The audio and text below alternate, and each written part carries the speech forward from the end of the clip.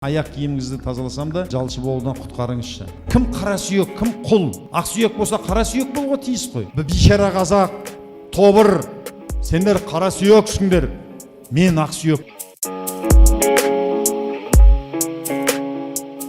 Сезім Рахманғали, соңғы үмітім сіз ғана. Аяқ киіміңізді тазаласам да бірге бір жасаймын, жалшы болудан құтқарыңызшы. Айналайын, Сезім Рахманғали, бүйтіп айту керексің. Бәріміз осы Алланың алдында бірдейміз.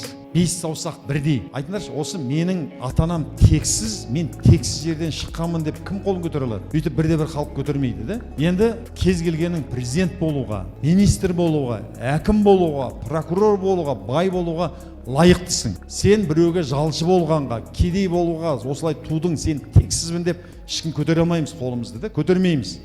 Сондықтан ешкім біреудің аяқ киімін сүртуге, біреуге жалшы болуға жаратылмаған. Негізгі Қаздауыз Қазыбек бүйтіп айтады. Біз қазақ мал баққан елміз. Ешкімге соқтықпай жай жатқан елміз.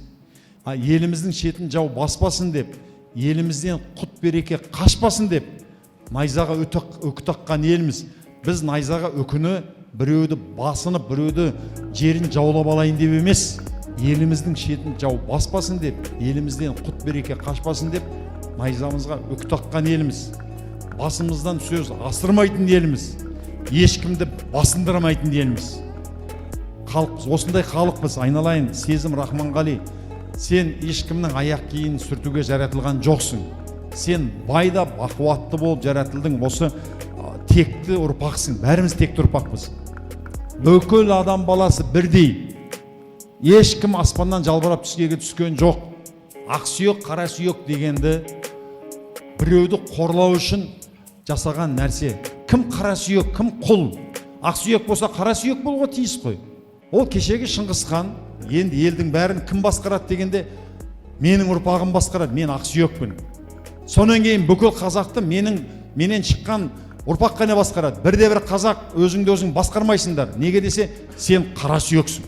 Сонан кейін Арабтан келді немелер, қожалар.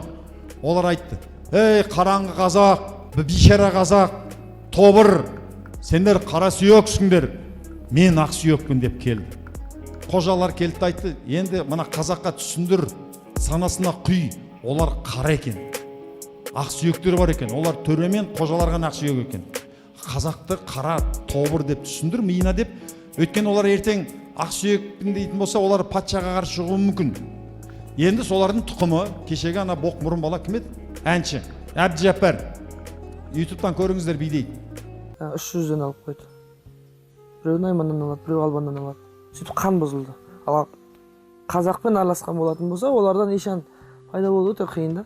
Қазір қожалардың көп жігіттері қарадан алып жатыр. Біз ақ сүйек едік, ишан қазіреттер едік. Біз қарадан, мына қазақ деген тобырдан қыз алып қыз беріспейтін едік. Өйткені біз ақ сүйекпіз ғой. Мына кейінгі ұрпақтарымыз алдыда қазақтан қыз алып қойды да біздің тегіміз бұзылды. Қараңдаршы, қазақтың нанын жеп, қазақтың үстінен күн көріп отырып, осы сөзді айтады, және қазақ сол сөзді қабылдайды да ана баланың тойына шақырып $5000 ақша береді. Сен тобырсың, сен қара сүйексің, сен құлсың деген адамға ақша төлеп басына шығарады. Бәріміз бірдейміз. Ешкім аспаннан салбырап түскен жоқ. Бүкіл халық бірдей. Келісесіздер ме? Әлі мен жаман сөз айтып отырмын ба? Жердің иесі, елдің иесі халық. Ақ сүйек, қара сүйек дегенді ұмытыңдар. Мен түсінетін. Бәріміз ақ сүйекпіз. Бүкіл қазақ халық ақ сүйек.